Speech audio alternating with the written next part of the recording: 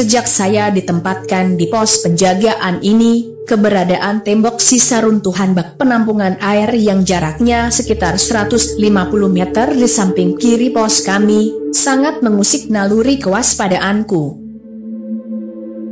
Selain posisi tembok tersebut sedikit lebih tinggi dari pos jaga, di belakang tembok tersebut ada jurang yang terhubung dengan kaki perbukitan. Saat pergantian personil, keberadaan sisa tembok tersebut sudah saya tanyakan kepada personil yang sebelumnya bertugas di sini. Mereka mengatakan, tembok tersebut sengaja mereka biarkan berdiri di sana sebagai tameng perlindungan saat KKB melakukan serangan dari perbukitan. Satu sisi, itu memang bisa benar.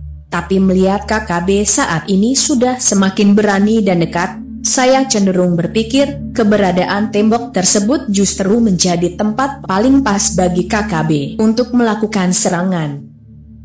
Dari balik tembok tersebut KKB bisa leluasa menembak personil yang berjaga di pos atau personil yang sedang beraktivitas di belakang pos jaga.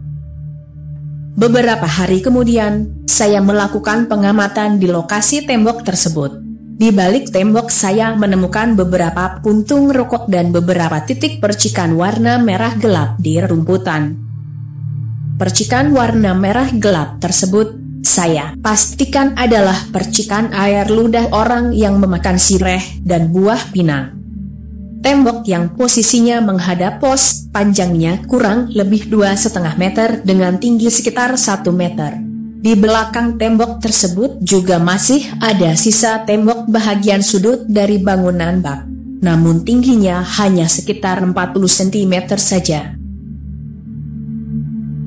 Letak tembok yang tersisa tersebut saya cermati betul. Semua saya rekam dalam memori otak saya.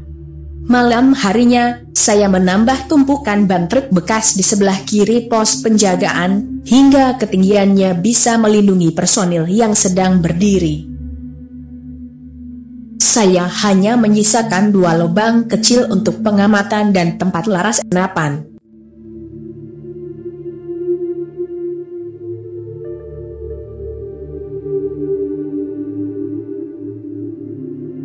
Dua bulan berlalu tidak ada kejadian yang berarti yang kami hadapi. Sebagai tim sniper, saya dan 2 rekan saya lebih sering berada di habitat kami, tepatnya di hutan belantara. Dalam 1 pekan, kami hanya 2 hari berada di pos penjagaan untuk beristirahat. Biasanya, 2 hari tersebut kami isi dengan tidur-tiduran dan sedikit berolahraga di sekitar pekarangan pos.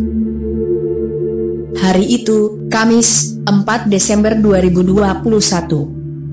Sekitar pukul 6:15 WIT pagi, saya dikejutkan bunyi suara tembakan setidaknya sebanyak 4 kali. Saya melompat dari tidur dan meraih senjata saya. Saya berlari menuju bahagian depan pos, tempat rekan lain sedang melakukan penjagaan.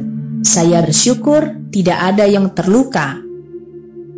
Tembakan datang dari sebelah kiri pos. Kemudian saya bergabung dengan rekan saya yang sedang membalas tembakan KKB ke arah sisa reruntuhan tembok yang 2 bulan lalu saya waspadai. Setelah saya amati dengan teropong, saya melihat beberapa orang KKB sedang berlindung di balik tembok. Sesekali mereka mengeluarkan bahagian kepalanya untuk menembak ke arah pos. Saya memperkirakan jumlah mereka setidaknya ada 6 orang. Gerakan-gerakan mereka begitu cepat, hingga sulit untuk dibidik. Mereka juga pasti mengetahui bahwa saat itu saya dan 2 rekan saya sedang berada di dalam pos. Mereka terlihat sangat hati-hati. Mereka lebih banyak membuang tembakan kemana-mana untuk memancing kami keluar dari pos untuk melakukan pengejaran. Saya mengambil posisi menembak. Apa yang terekam dalam otak saya saat melakukan penjajakan di lokasi tembok tersebut 2 bulan lalu, akan saya coba buka kembali. Saya putuskan untuk memanfaatkan bidikan rekoset. Artinya, saya membidik sasaran dengan memanfaatkan arah pantulan peluru. Saya akan membidik sisi tembok sebelah kanan dengan sudut kira-kira 30 derajat. Peluru akan melesat memantul ke bidang tembok sebelah belakang, kemudian memantul lagi ke arah persembunyian KKB di belakang tembok yang menghadap pos penjagaan.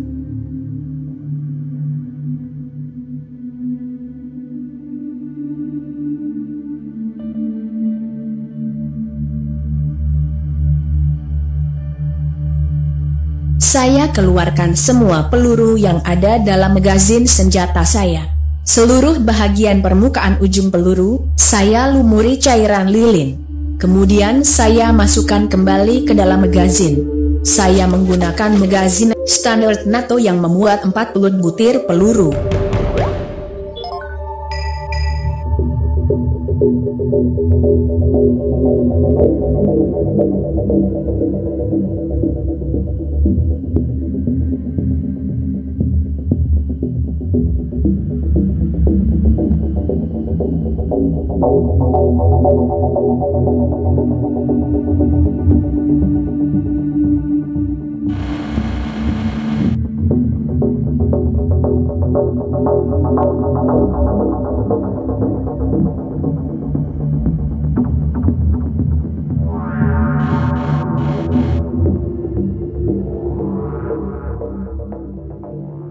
Dalam waktu 1 detik, seluruh peluru dalam magazin saya muntahkan ke arah tembok pantulan. Kemudian, kami mendengar teriakan-teriakan yang tidak kami mengerti dari balik tembok. Yang pasti, itu adalah teriakan orang-orang yang sedang mengalami sakit yang luar biasa. Saya menghela nafas dan diam beberapa saat. Beberapa menit kemudian, suasana menjadi sunyi. Saya baru menyadari, semua rekan saya ternyata sedang memandangi saya dengan gaya terpelongo. Saya hanya tersenyum dan bergerak, meninggalkan mereka yang sedang terpelongo. Saya kembali merebahkan badan untuk melanjutkan tidur yang terganggu akibat serangan KKB. Sebelum terpejam, saya masih sempat mendengar suara pembicaraan rekan-rekan saya di penjagaan. Mereka memberi nama baru untuk saya. Seotan dari Papua. Walau saya tidak setuju, saya tak berniat untuk membantah. Saya lebih memilih untuk tidur.